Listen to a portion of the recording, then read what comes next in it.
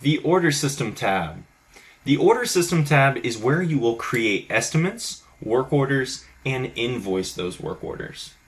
If we go to the upper left-hand corner, we can toggle between the different types by clicking on work order and selecting a different one. If I select estimates, I'll be taken to the estimate system. Going back to work order, the second section is going to be the actual job number. So if I click on work order number 2, I'll be able to get a complete list of all of my open work orders. Within this list, we have some options for you. I can come down here to exclude and only take a look at incomplete work orders. If I would like to take a look at completed work orders as well, I can uncheck this box, and then I could even check incomplete so that I'm only looking at my complete work orders that are ready to be invoiced, and then we can always just filter to invoiced work orders. All right. Next, I can always click on a work order and hit this invoice button to go ahead and invoice that work order when I'm ready, and then hit OK.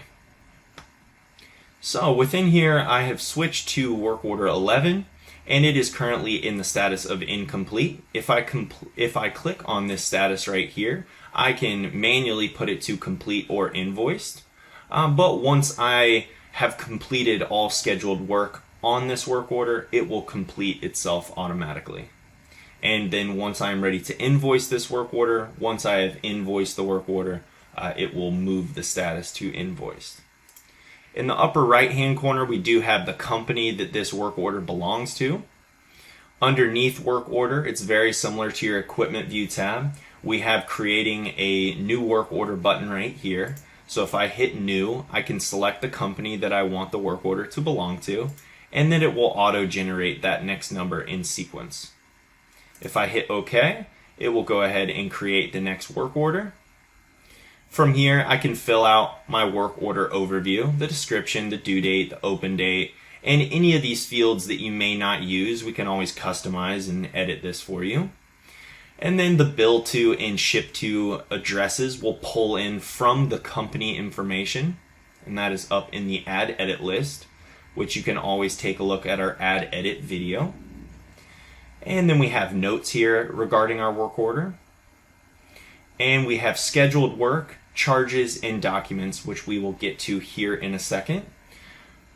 Coming back up to the top header, we do have an options menu. So this is where we can also create a new one. We can delete, we can refresh, we can complete a work order, we can invoice work orders.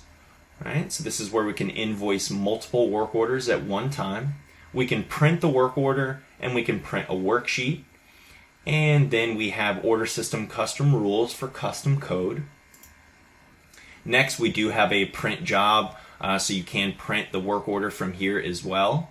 We have some search options for you if you would like to search by the work order number, search by the PO number, the company, the description, the employee ID, the employee group, and then we have our work order finder, which is very similar to our equipment finder, and it'll allow you to easily find a work order that you are having trouble finding or locating. Then we have our filter job. This is just going to be the same that you saw when we clicked on the work order number. This is going to be the status in which we show once we click on that 3. Then we have some navigational arrows right here to move from left to right in sequence of work order numbers. Down here at the bottom, we have the scheduled work tab. This is how we will schedule different calibrations or different events that you would like to assign to this work order. So we can do them one at a time, or we can do a mass grouping by going through our scheduled work using our equipment finder. So if we go to this right here and click on scheduled new work, we have the related event type. So if we want to set up a calibration, we can do that here. The status will be incomplete. Then we can always set up a description if you would like, the company in which the calibration belongs to. And then right here, we can either type in the ID, or we can click these binoculars and select an ID to be calibrated. We can then come down and say scheduled date, estimated hours, scheduled employee if you would like to assign it to a specific employee. And then you can fill out as much or as little of this information as you would like, just so long as you have an ID and an event type.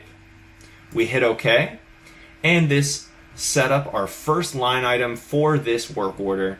And now you could always launch this calibration from right here by simply clicking this arrow right here, and it will launch the event and allow you to move on with calibrating this equipment. Once we've completed this calibration event, that is when your charges will associate to the Charges tab. So if you have any charges associated with this calibration, once you complete this event, those charges will then show up here and allow you to invoice this work order with those charges. And this concludes our basic work order and order system video.